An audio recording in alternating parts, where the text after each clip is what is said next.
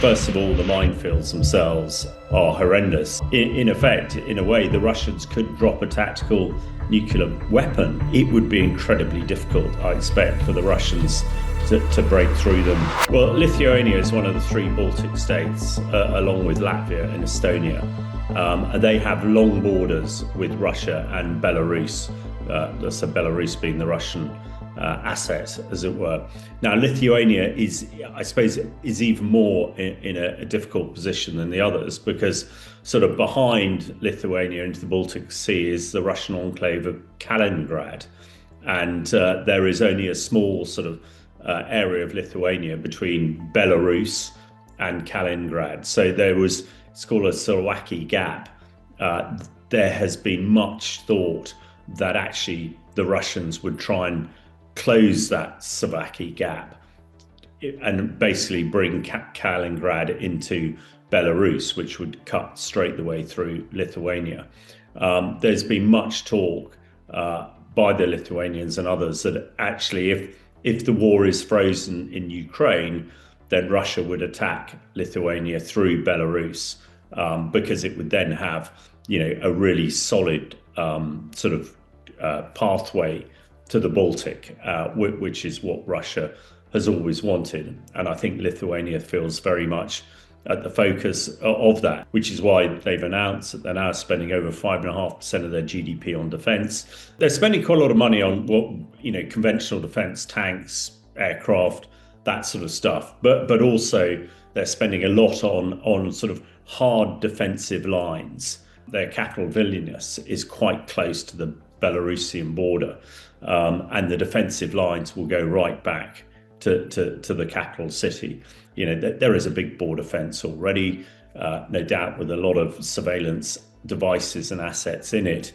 But then over that 30 miles, they're going to have a comprehensive system of trenches, big tank ditches, things called dragon's teeth, which are big concrete sort of posts that tanks and vehicles and stuff can't get around. Massive minefields.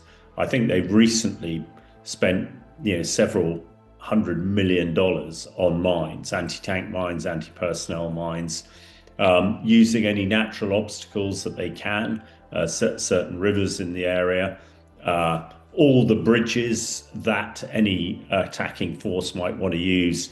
They're all pre-designed to have explosives in them, so they can very easily be blown up. With their reservists and regulars, they can put well over 100,000 troops on the ground pretty quickly, which is actually more than the British Army could do. So for such a small country, they are spending a lot and really doing a lot of physical activity to try and guarantee their security. These are really difficult to get across, and we sort of, people might have in their mind's eye sort of minefields from the Second World War and the First World War. Now, these minefields won't be that different, but what is different now, being 30 miles deep, in a tank trying to get through that, and I spent many years as a tank commander just knowing how difficult that is. But now you've got drones and other surveillance assets that are also trying to stop you, and no doubt Lithuania will have attack drones. We call them first-person view drones. These are drones that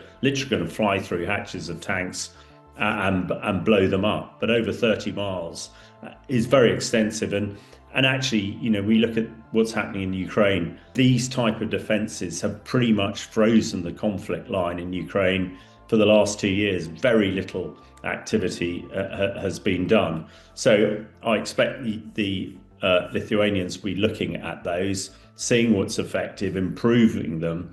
And of course, they've been doing this for some time. So these will be very deliberate defensive positions. And, once they're completed, it would be incredibly difficult, I expect, for the Russians to break through them with all the other bits and pieces. And I suppose, what is important that the other Baltic states, also replicate it, because if they don't, then in effect, Lithuania creates this hard shoulder that the Russians could perhaps go round. But, certainly to the south of Lithuania, you've got Poland, which again is building very hard defences and spending a lot on their military, and the other two Baltic states of Estonia and Latvia to the north also building up their defences. So yeah, it seems very, it seems the right thing to do. Is that, it's terrible that they have to spend so much money because, we've got a Russia that is aggressive, and under Putin, he's clearly said that he wants to, once he's taken Ukraine, he wants to take the old Soviet states as well back under the Russian Federation. And Lithuania is one of those states that he's focusing on. To try and break through, I mean, first of all, the minefields themselves are horrendous. In the British military, we have a explosive hose called a giant Viper, which you can fire across a minefield and it blows up all the mines. But these hoses are about 300 meters long. So if you've got a minefield that's, say, 10 miles deep, that's going to take forever. And while you're doing that, you're incredibly vulnerable.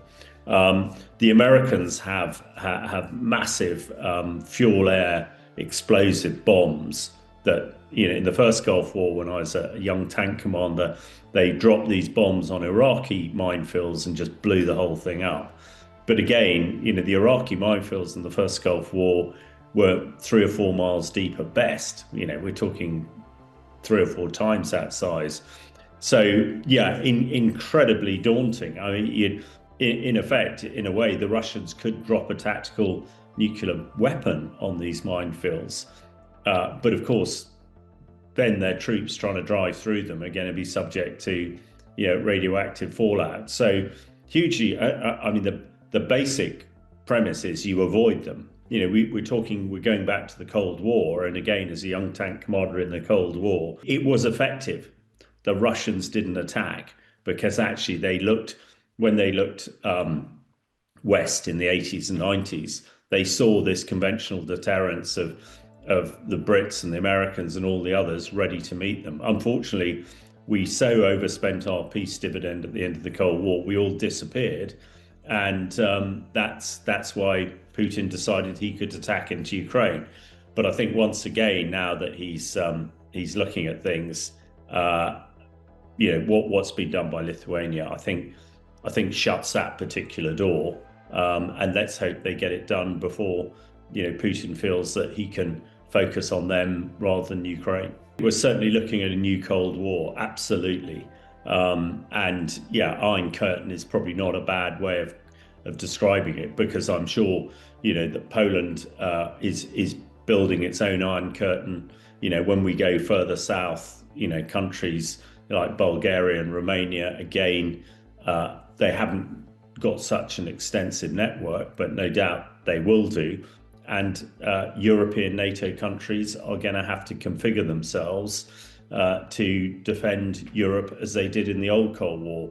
But of course, we are now that much further to the east because, when I was tank commander in the Cold War, it was actually Germany abutting East Germany, which of course is now part of Germany.